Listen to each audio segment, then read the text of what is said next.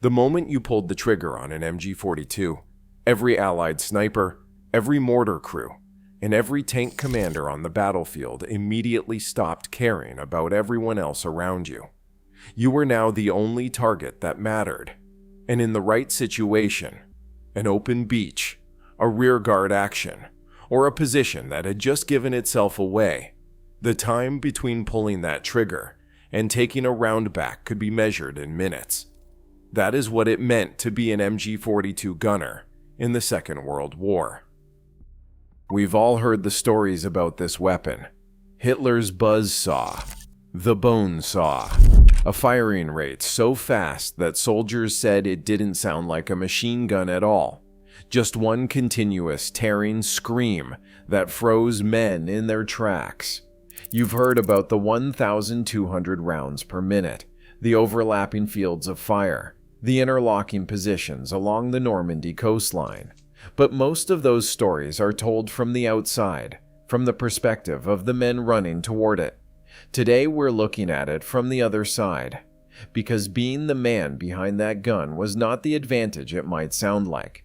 Yes, you had the most feared weapon on the battlefield. Yes, you held the power to stop an entire company in its tracks. But that power came with a cost that nobody talks about. The heat was almost unbearable.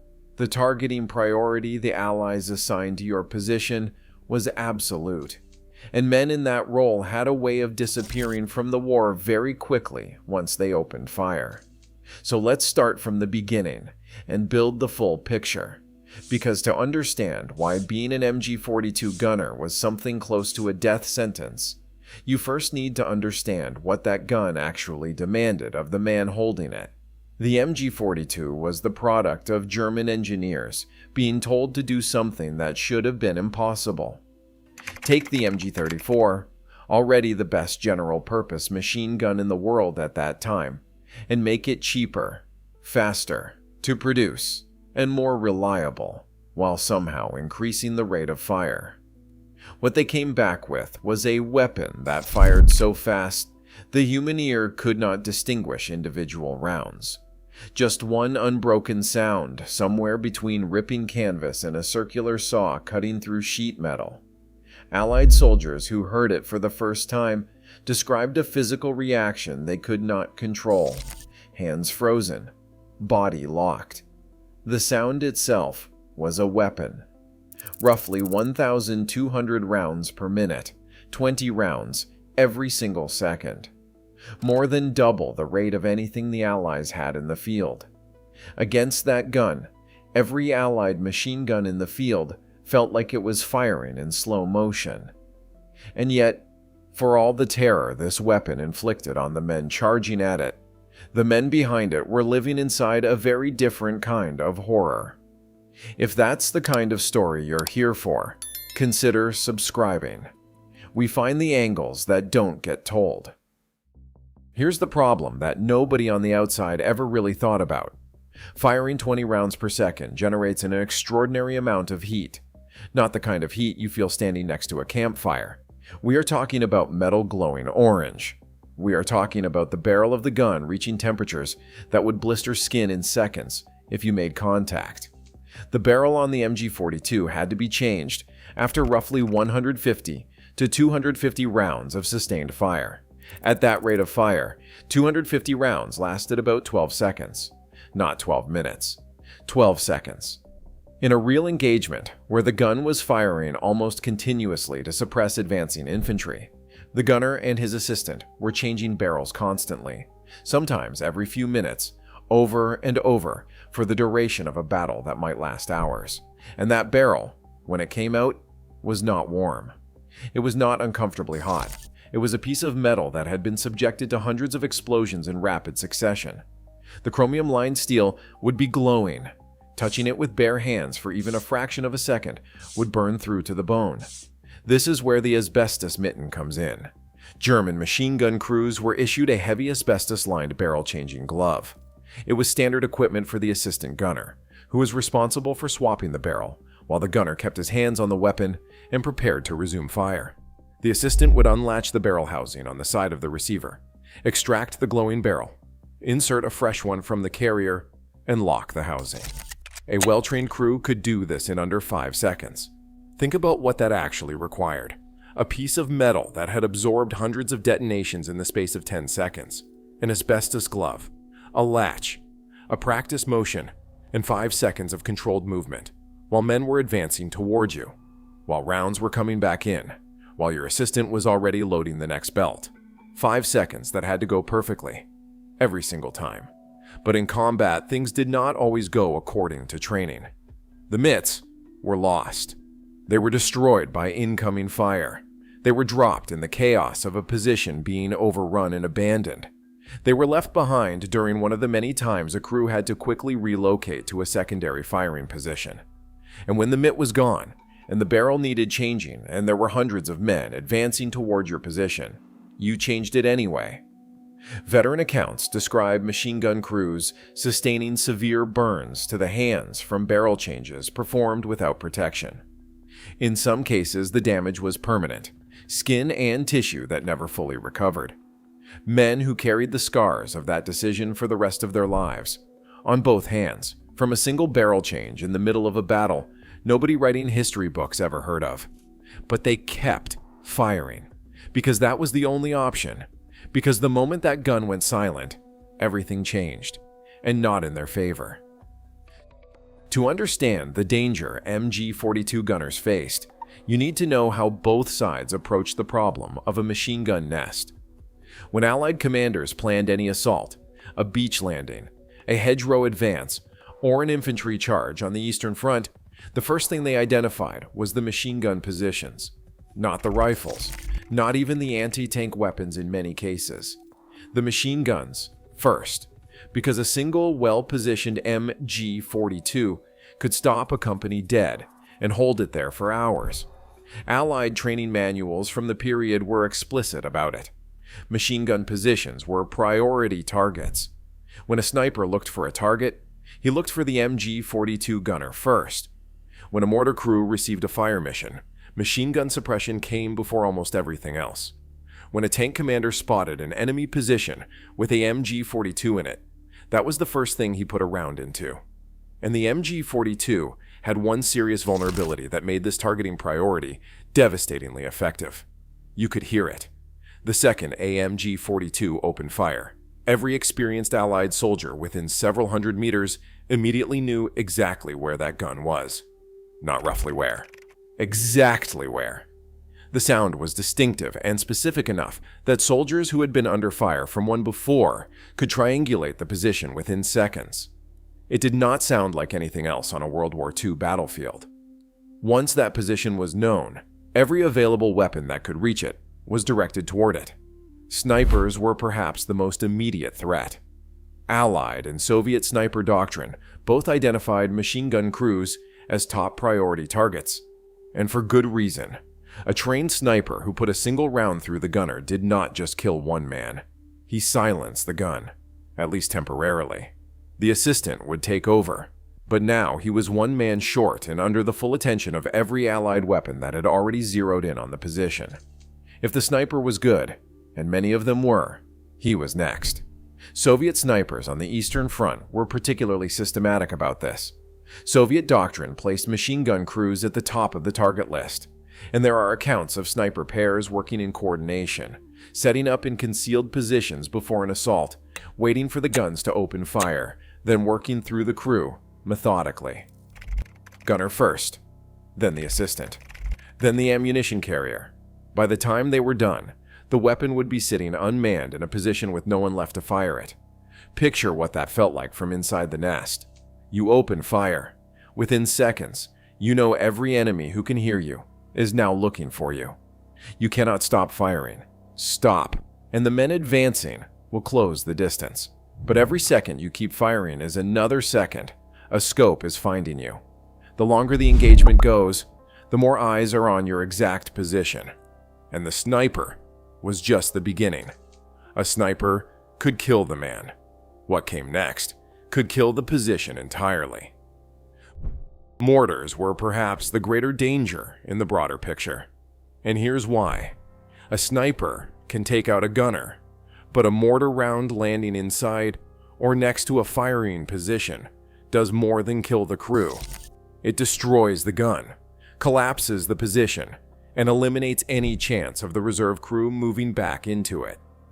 Allied mortar crews were trained to prioritize machine gun suppression above almost all other fire missions, and a well-trained mortar team could put rounds onto a known position within seconds of receiving the coordinates. The problem for MG42 crews was that firing the gun immediately gave away those coordinates. The machine gun gives away its position the moment it fires. There is no way around this. The sound alone is enough. The tracers in the belt make it worse, and when you are lying behind a gun in a fixed defensive position, such as a concrete bunker, a hedgerow fighting hole, or a fortified farmhouse, and you open fire, everyone who can respond to that will. This is why German crews were trained to relocate after firing. They would put down a burst, then physically move the gun to a secondary position before the enemy could get mortars on target. A good crew could do this in under 30 seconds. The problem was that in genuinely intense combat, there was often no opportunity to move.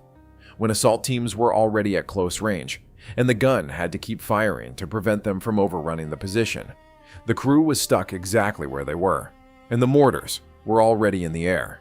Tanks were the final and perhaps most terrifying piece of this picture.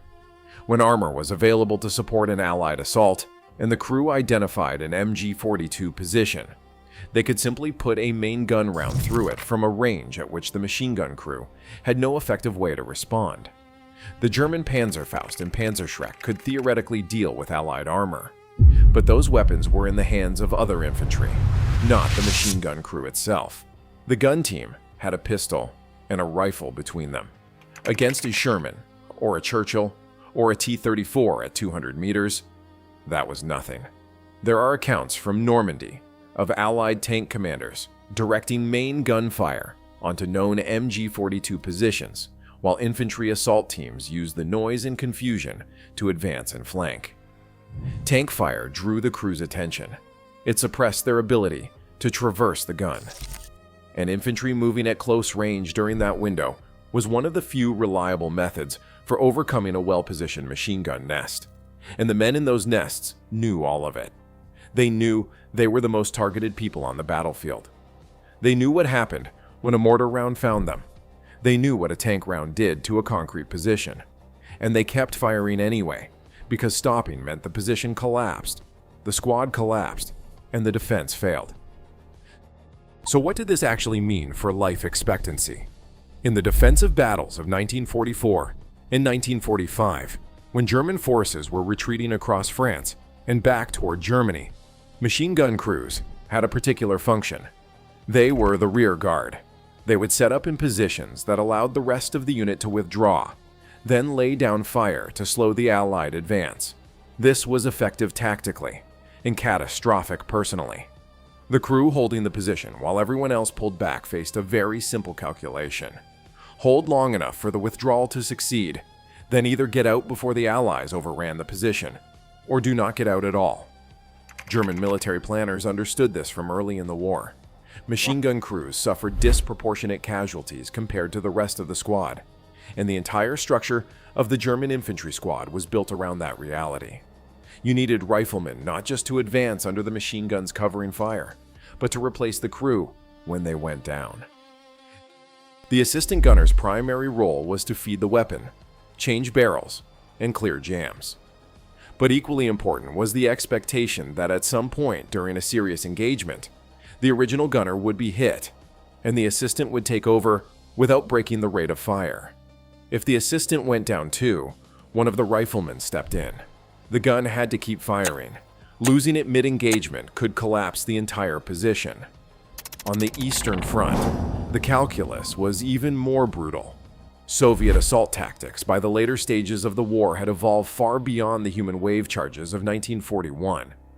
By 1944, Soviet infantry was advancing behind T-34 tanks with artillery preparation, using the armor as mobile cover. A German machine gun crew that opened fire into one of those assaults could count on tank fire, artillery adjustment, and mortar suppression arriving within minutes. The men who survived in that environment were the ones who were very good at relocating very quickly. Many were not. The structural evidence of how the German infantry squad was organized around constant crew replacement tells the story clearly enough. The machine gun drew everything, and the men behind it knew it. There is another dimension to this that gets overlooked. Beyond the physical danger, beyond the targeting, beyond the heat and the burns and the mortars, there was the psychological weight of what that gun actually did. A standard German infantryman with a bolt-action Kar 98 rifle might fire a few dozen rounds in a typical engagement. He was taking aimed shots at visible targets. The nature of that kind of fighting, while brutal in its own right, still contained some distance between action and consequence. The MG42 gunner had no such distance. 20 rounds every single second into advancing infantry. In a serious engagement, a single crew could be responsible for casualties a company of riflemen could not match in a week. Veterans who operated these weapons described the experience in terms that have nothing to do with tactical analysis. It was something that did not leave you when the battle was over. The faces, the numbers, the gun's sound, and the gun's effect happening at the same time, both of them belonging to you. There were documented cases of machine gun crews suffering what would now be recognized as acute combat stress reaction immediately after major engagements. Men who had held a position successfully, who had done exactly what they were supposed to do, sat in silence afterward, unable to speak. Some never fully came back from it. One German veteran from the Normandy campaign, interviewed decades later, described the morning of June 6th not in terms of tactics or numbers, but in terms of what it felt like to keep pulling the trigger when the ramps were going down. He said that was the part he never talked about. It was not the danger to himself, and it was not what the gun did. He had 60 years to process it. The MG42 was a masterpiece of engineering. It was also a weapon that demanded everything from the men assigned to operate it. It demanded that they change burning hot barrels with whatever they had available, including their bare hands. It demanded that they hold exposed positions while every sniper, every mortar crew, and every tank commander in range was specifically looking for them. And it demanded all of this in the full knowledge that the moment they opened fire, a clock started running. In certain situations, such as a rearguard position, an open assault, or a fixed bunker with nowhere to go, that clock ran out very quickly. The weapon that terrified an entire generation of Allied soldiers was, for the men behind it, something entirely different. Not power, not advantage, a very specific and very personal kind of horror that most of them never talked about afterward. And now you know why.